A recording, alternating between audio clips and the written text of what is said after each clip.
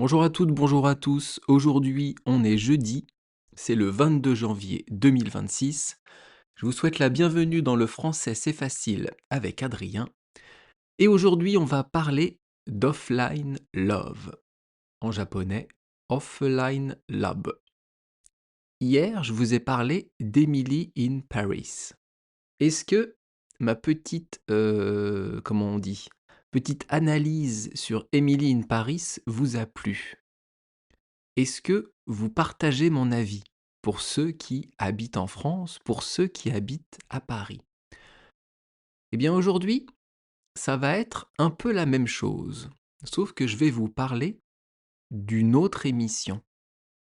Cette émission, donc Offline Love, en français L'amour hors ligne, c'est une émission de télé-réalité. Je vous explique le concept. Ce sont 5 Japonais et 5 Japonaises qu'on emmène à Nice, en France. Nice, c'est une ville du sud-est de la France. C'est pas très loin de Marseille, c'est pas très loin de Cannes, c'est dans le sud-est. Et donc ces 10 Japonais, on les emmène à Nice, dans différents endroits de la ville. Ils vont passer 10 jours là-bas, 10 jours à Nice, mais au début, ces Japonais ne se connaissent pas. Ils ont un guide de la ville avec eux, un livre, on appelle ça un guide, avec les bonnes adresses, les restaurants, les choses à visiter, toutes les boutiques qui sont intéressantes à Nice. Et donc au premier jour, on les voit marcher dans différents endroits, et leur but c'est de visiter Nice et aussi de rencontrer les autres participants du jeu, les autres participants de la télé-réalité Offline Love. Et c'est le hasard qui fait les choses. C'est le destin. S'il rencontre certaines personnes, c'est super. Et il cherche l'amour. Évidemment, Love, Lab, c'est pour amour. Donc c'est une émission de rencontre. C'est donc une télé-réalité. Alors c'est une télé-réalité qui est très japonaise. Ça veut dire quoi? Ça veut dire que c'est très respectueux. Ils sont à l'écoute. Ils sont calmes. Ils discutent. Ils parlent, ils rigolent, ils font des choses. Je peux vous dire que ça change des télé-réalités françaises, des anges de je sais pas quoi, les Marseillais je sais pas où, ces espèces d'analphabètes. Analphabète, c'est quelqu'un qui ne sait pas lire et pas écrire. Ces Français qu'on emmène dans différents endroits pour qu'ils s'engueulent, pour qu'ils fassent des drames. C'est vraiment ridicule, les télé-réalités françaises. Donc dans cette télé-réalité japonaise, ils se retrouvent à Nice et ils vont commencer à pouvoir discuter entre eux, soit en réel s'ils se sont rencontrés, soit à travers des lettres. Il y a un restaurant qui est réservé dans Nice où ils peuvent mettre des lettres dans les boîtes aux lettres de chaque japonais. Et donc ils vont dire par exemple, si tu veux qu'on se rencontre, on peut se retrouver à 13 h place Masséna le 3 avril, je dis n'importe quoi. Et donc ils vont se rencontrer, ils vont passer du temps ensemble, ils vont faire un date, etc., etc. Donc c'est très respectueux, c'est parfait, mais on a le même problème que dans Emily in Paris. C'est pour ça que je voulais vous en parler. C'est que Nice est représentée comme une ville sublime. Franchement, en voyant la télé-réalité, j'ai envie d'aller habiter à Nice. En voyant comment c'est présenté, les boutiques, les gens, l'architecture, la mer, la ville en général, on a envie d'aller habiter à Nice.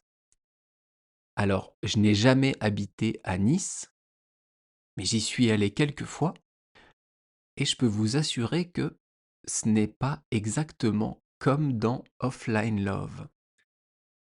Comme dans Emily in Paris, il y a un Paris qui est plutôt magique, qui est idéalisé comme un rêve avec que des avantages.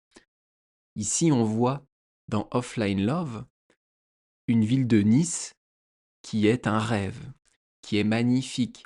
Il n'y a pas de papier par terre, il n'y a pas d'ordures. Tous les Français sont aimables. Tous les Français dans l'émission parlent anglais. Les patrons des restaurants, les patrons des boutiques. Mais what the fuck? N'importe quoi. Je peux vous dire qu'en France, en général, on est très mauvais en langue étrangère. Alors moi, j'aime les langues, donc j'essaye de m'intéresser, j'essaye d'apprendre, mais les Français ne sont pas connus pour être les meilleurs du monde en langue étrangère. C'est un peu comme les Italiens. Désolé, amis italiens qui m'écoutez, mais dans une autre vie, il y a une dizaine d'années, j'avais une entreprise avec un employé italien et j'avais des clients italiens. Eh bien, ils ne parlaient pas du tout anglais. C'est incroyable. Franchement, les Italiens, c'est compliqué au niveau de l'anglais. Enfin bref, les Français aussi, donc, on est pareil là-dessus. Mais dans ces émissions, on voit toujours des choses magnifiques, des choses sublimes. Et je trouve que c'est un peu ça le problème. D'accord, c'est censé faire rêver. On a envie d'aller dans ces endroits. Ils nous montrent que les bons côtés. Mais c'est quand même une émission de télé réalité. Dans le titre, il y a le mot réalité. On est censé donc voir une ville de Paris pour Emily in Paris et une ville de Nice pour Offline Lab, quelque chose qui ressemble à la réalité. Et là, pas du tout. J'imagine les étrangers qui viennent à Nice pour vivre la même chose que ces Japonais, je pense qu'ils vont être déçus. Il y a des très bons côtés à Nice, il y a des très beaux endroits, mais il y a aussi des quartiers pourris, comme dans toutes les villes françaises. Il y a aussi des problèmes, mais on ne les voit pas dans la série. C'est comme dans Emily in Paris, dans Offline Love, ou Offline Love en japonais, il n'y a pas d'embouteillage. On ne voit jamais de bouchons. Il y a des Japonais donc qui participent à l'émission, qui marchent en bord de mer, et franchement, c'est un paysage de carte postale. C'est magnifique comment c'est filmé, comment l'émission nous est montrée et nous montre Nice. Bon, moi, j'y suis allé, je sais que ce n'est pas comme ça. Mais donc, je me projette un peu dans les émissions que je vois d'autres pays, et je me dis qu'ils doivent faire la même chose. Ils nous montrent les meilleurs côtés du pays, les meilleurs aspects, pour que les touristes aient envie d'y aller, mais quand on arrive, à mon avis, on est déçu. En tout cas, c'est une émission que je regarde en ce moment. Pourquoi je la regarde?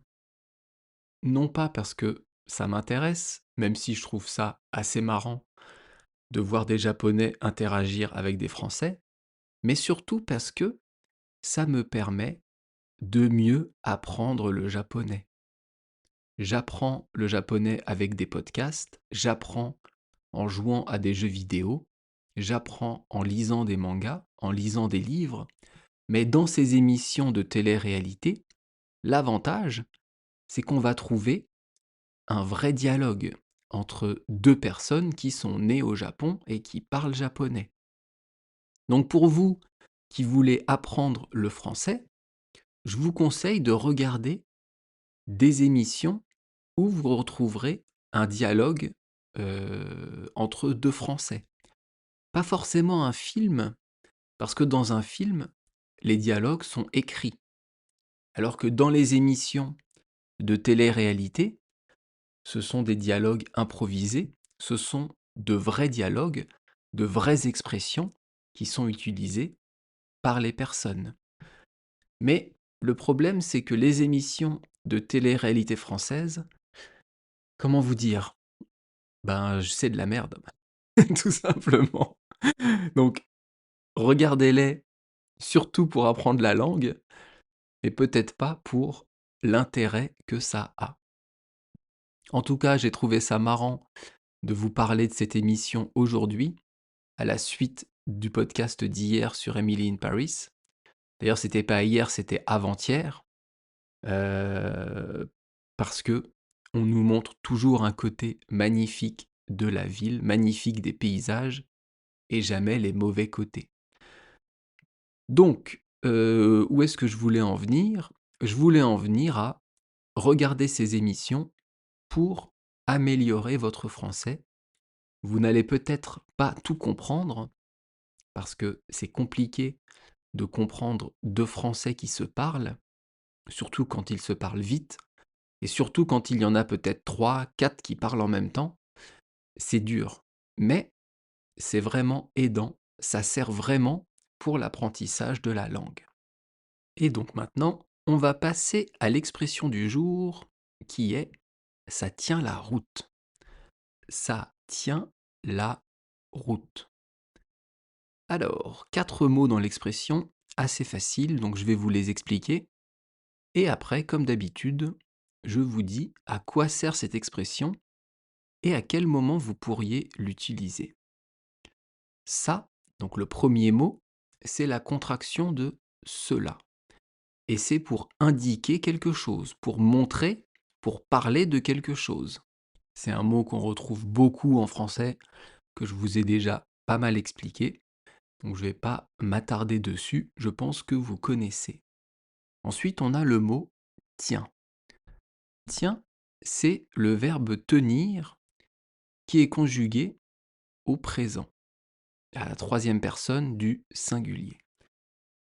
Le verbe tenir, c'est un verbe du deuxième groupe, et est-ce que vous savez si on le conjugue avec l'auxiliaire avoir ou l'auxiliaire être pour les temps composés? Quel est l'auxiliaire du verbe tenir? Avoir ou être? Est-ce qu'on dit je suis tenu ou est-ce qu'on dit j'ai tenu? On dit j'ai tenu. C'est donc l'auxiliaire avoir. Et je vais vous conjuguer tenir au présent et au passé composé. Tenir au présent, ça donne je tiens, tu tiens, il tient, nous tenons, vous tenez et ils tiennent. Plus rapidement, je tiens, tu tiens, il tient, nous tenons, vous tenez, ils tiennent. Et au passé composé, je vous ai dit il y a quelques secondes que c'était avec l'auxiliaire avoir. Donc le passé composé, auxiliaire au présent, plus participe passé du verbe. Le participe passé de tenir, c'est tenu, et donc ça donne j'ai tenu, tu as tenu, il a tenu, nous avons tenu, vous avez tenu, et ils ont tenu. Alors tenir, donc je vous ai dit verbe du deuxième groupe, qui veut dire quoi? Le sens premier de tenir, c'est d'avoir quelque chose dans la main et de garder cette chose dans la main. On peut dire je tiens un stylo. Là en ce moment, j'ai un stylo dans la main. Je le tiens. On peut tenir une pomme. Je tiens une pomme. J'ai une pomme dans la main. Ça c'est le verbe tenir, c'est le sens le plus commun. Mais ici, dans l'expression tenir la route, ça ne veut pas dire que vous attrapez la route avec la main. Bien sûr que non. Ici, tenir la route, ça veut plutôt dire rester sur la route. Rester sur la route. Et la route, c'est quoi? Eh bien, c'est là où les automobiles ou les voitures roulent. Mais c'est aussi autre chose. Ici, dans l'expression, la route, c'est en fait le plan du dossier, le plan du projet que vous voulez faire. On va dire que vous avez un projet de créer une entreprise, et pour créer cette entreprise, il y a différentes étapes. Eh bien, ces étapes constituent votre route. C'est la route à prendre, c'est la route à suivre pour créer cette entreprise. Et donc l'expression «ça tient la route», c'est que vous allez rester sur votre plan. Vous allez bien suivre ces étapes et donc ça va fonctionner. Donc quand on dit «ça tient la route», ça veut dire que c'est un plan qui fonctionne. Quelque chose qui a l'air de marcher, qui a l'air d'être réalisable, qu'on peut faire. Ça, c'est quand on parle de quelque chose d'abstrait. Un plan, des projets, quelque chose que vous voulez faire, et vous pouvez dire, OK, si je fais ça, ça tient la route. Mais on peut aussi utiliser tenir la route pour parler d'une personne.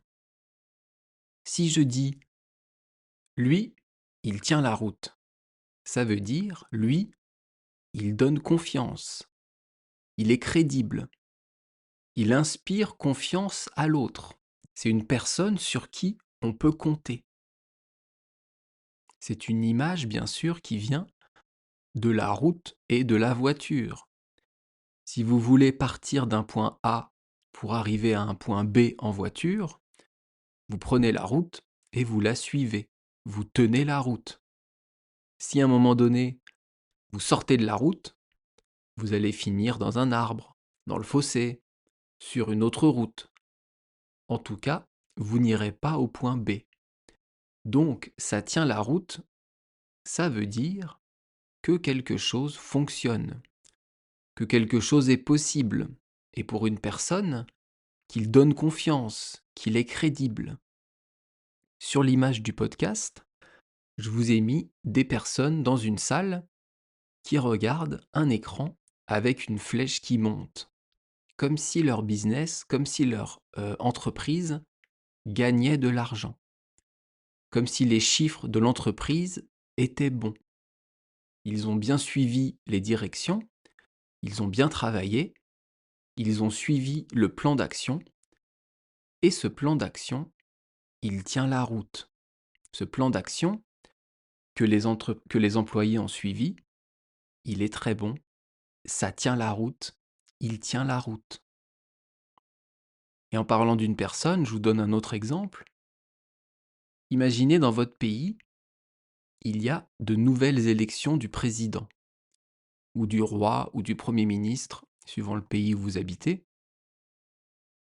Eh bien, vous pourrez entendre des journalistes dire: est-ce que le nouveau président va tenir la route? Est-ce qu'il va tenir la route sur les prochaines années? La route, ce sont les mesures, les objectifs en tant que président qu'il avait fixés avant l'élection. Les journalistes vont se demander si le président va être fiable et va tenir ses promesses sur les années à venir. Spoiler alerte, les politiques ne tiennent jamais leurs promesses. Donc non, le président ne tient pas la route, il ne tient pas ses promesses. En anglais, ça se dit «it holds up». Est-ce que vous avez compris l'expression? J'espère que oui, j'espère que je n'utilise pardon, des mots pas trop compliqués. En tout cas, vous pouvez me poser des questions sur YouTube dans les commentaires si vous avez un problème.